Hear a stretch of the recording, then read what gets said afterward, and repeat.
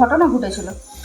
আমরা 4 তারিখ বুধবার প্রায় 1টার দিকে দেওয়াল লিখতেছিলাম। হঠাৎ একদল দুষ্কৃতী, টিএমসির দুষ্কৃতী, মানে সঙ্গে ওই মুসলমান এবং ওই ইন্দ্রজিৎ ঘোড়াই নামে একজন ব্যক্তি, সে পুরো টিএমসির পুরো ফৌজ নিয়ে সে অতর্কিত আমাদের উপরে হামলা চালায় এবং সে হামলাতে আমরা জখম হয়েছি এবং যাদের নেতৃত্বে হয়েছে শেখ সমীর উদ্দিন, ভীম সেতুয়া, যিনি আগে সিপিএমের মমতা ব্যানার্জিকে নন্দীগ্রাম কাণ্ডে যেতে দিয়েছিল না, আটকে ছিল, বর্তমানে সে এখন টিএমসির নেতা হয়েছে। ওই হচ্ছে দলের পান্ডা এবং আরও শক্তি প্রামাণিক, আরও অনেকে এইসব নেতৃত্ব দিয়ে আমাদের উপরে হামলা চালায়।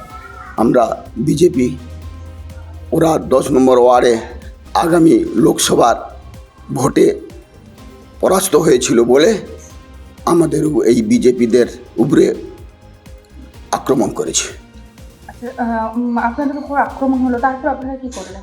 আমরা থানাতে গেলাম, থানাতে কেস করতে গেলাম, আমরা কেস করলাম। তারপরে হসপিটালে, পৃথ্বীর হসপিটালে আমাদেরকে ভর্তি করলো। ওখানে আমাদেরকে সেবা শুশ্রূষা হয়েছে, করার পর আমরা বাড়ি ফিরে আসি। তারপর আমাদের প্রতিবেশী একজন ভাইপোকেও আবার অতর্কিত আক্রমণ করেছে। কি কারণে আপনাদের উপর এই ধরনের আক্রমণ করছে বলে মনে করছেন? ওরা আগামী দিনে ভয় পেয়েছে যে বিজেপিকে ঠেকাতে পারবো না, কারণ ওরা হেরেছে, এবারও বিধানসভার ভোটে হেরে যাওয়ার ভয়ে আমাদের উপরে আক্রমণ চালাচ্ছে। আপনাদের এই এলাকায় কি তৃণমূল জিতে রয়েছে না বিজেপি লিড রয়েছে? না, আমাদের বিজেপি লিড রয়েছে। এই ভোটের আগে এই ধরনের মারধরের ঘটনা, এটা কি বলবেন? ওদের তো ভয়, ওদের আতঙ্ক, যদি আগামী দিনে এই বিধানসভার ভোটে হেরে যায় বিজেপির কাছে, এই জন্য। আচ্ছা, এই যে আপনারা কতজন ছিলেন ওখানে দেওয়াল লেখনের সময়? আমরা দেওয়াল লিখনের সময় আমরা জনা 5 ছিলাম। আচ্ছা, কোন জায়গায় দেওয়াল লেখন হচ্ছিল? দেওয়াল লিখন আমার সুরানেকার 10 নম্বর ওয়ার্ড আর 1 নম্বরের ওয়ার্ডের একটা রাস্তা, সেই রাস্তার ধারে মনসা মন্দির, সেখানে একটা জায়গায় মাঠে দেওয়াল, সেখানে দেওয়াল লিখছিলাম। প্রথমে যে ব্যাপারটা, তৃণমূলের পায়ের তলার মাটি সরে গেছে, সারা পশ্চিমবঙ্গ জুড়ে পরিবর্তনের হাওয়া চলছে। সেইরূপ পাঁশকুড়া পশ্চিম বিধানসভা তৃণমূলের হার নিশ্চিত জেনে, কারণ এই 10 নম্বর ওয়ার্ডে বিগত যে লোকসভা নির্বাচন ছিল তৃণমূল পরাজিত হয়েছে।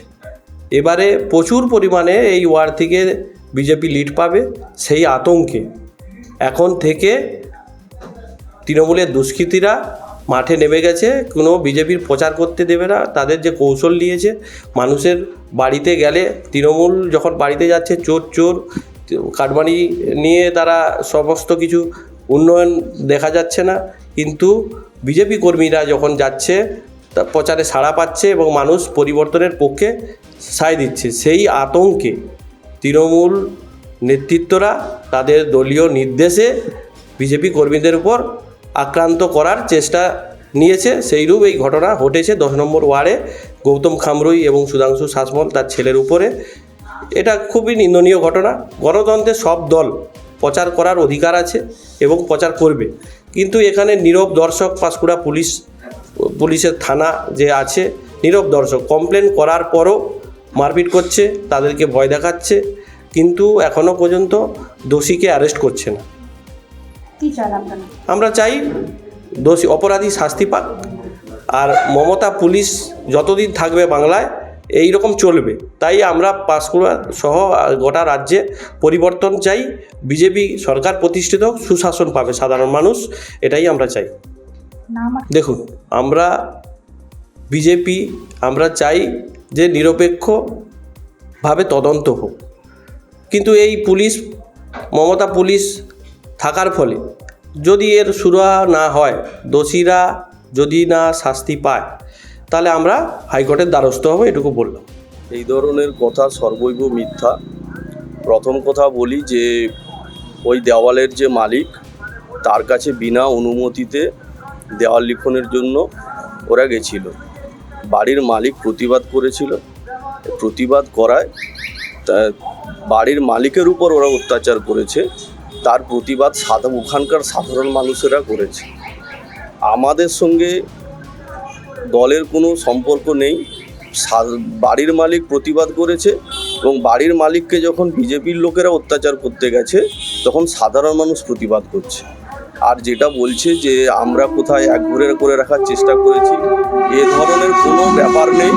আমাদের 1 নম্বর ওয়ার্ড একদম শান্তি সম্প্রীতির ওয়ার্ড, এখানে একঘরের ব্যাপার থাকবে না এবং এই ধরনের মন্তব্য বা অভিযোগ সর্বৈব মিথ্যা। যে দেওয়ালগুলোকে রং করা হয়েছিল সেগুলো বাড়ি খোলা মাঠের পাশে না, বাড়ি না হতে পারে, কিন্তু বাড়িটা দেওয়ালটা তো কোনো না কোনো মালিকের অধীনে আছে, তাহলে সেই মালিকের তো পারমিশনটা নেওয়া প্রয়োজন আছে। আমরা যতটা জানি যে এগুলো নির্বাচন কমিশনার থেকেও বলে থাকে যে কোনো বাড়ির দেওয়াল লিখতে হলে বা তার প্রাচীরের দেওয়াল লিখতে হলে তার কিন্তু অনুমোদনের প্রয়োজন থাকে। তো সেই অনুমোদন যদি কেউ না নিয়ে তার কাজ করতে যায় তাহলে নিশ্চিতভাবে তার মালিক প্রতিবাদ করতে পারে, এটা তো স্বাভাবিক নিয়মের মধ্যে পড়ে। এক্ষেত্রে কি এই যে ঘেরাটোপ করে তাদেরকে আটকে রাখা বা একরকম বয়কট করে রাখার মতো বিষয়, এটা কি না, কোনো ঘেরাটোপের তো ব্যাপার নেই। আর যদি কেউ মনে করে যে ঘেরাটোপের ব্যাপার হয়েছে বা করেছে, আমি তৃণমূল যুব কংগ্রেসের পক্ষ থেকে এবং পাঁশকুড়া শহর তৃণমূল কংগ্রেসের পক্ষ থেকে আমি বলছি, তারা এই ধরনের কোনো প্রমাণ আমাদের দিতে পারবে না। আর যদি কেউ এই ধরনের ঘটনায় হয়ে থাকে তাহলে আমাদের সঙ্গে তারা যোগাযোগ করুক বা আমরা সেগুলো অবশ্যই তাদের শর্ট আউট করে দেব। এখনও বলছি, এ ধরনের ঘেরাটোপ একঘরে ব্যাপার আমাদের পাঁশকুড়া শহর শুধু 1 নম্বর ওয়ার্ড কেন, পাঁশকুড়া শহরের কোথাও নেই। না, আতঙ্কে কেউ যদি ব্যক্তিগতভাবে সে নিজেই আতঙ্কে ভুগে তো কিছু করার নেই। আমাদের দলীয় স্তরে কোনো আতঙ্কের ব্যাপার নেই, আমরা কাউকে আতঙ্কিত করতে চাইনি। আমরা মানুষকে সবসময় শান্তি সম্প্রীতি এবং সংহতির বার্তা দেওয়ার চেষ্টা করি। মারধরের অভিযোগ করছে আপনাদের, আর এমনও বলছে যে তারা ওই সময় ফোন আপনারা ছাড়িয়ে নিয়েছেন, সেটাও বলেছে। কার ফোন ছাড়িয়ে নেওয়া হয়েছে? যে বিজেপি কর্মীরা ওখানে র্যালি, তাদের নাকি ফোন ছাড়িয়ে নেওয়া হয়েছে। না, এটা মিথ্যা।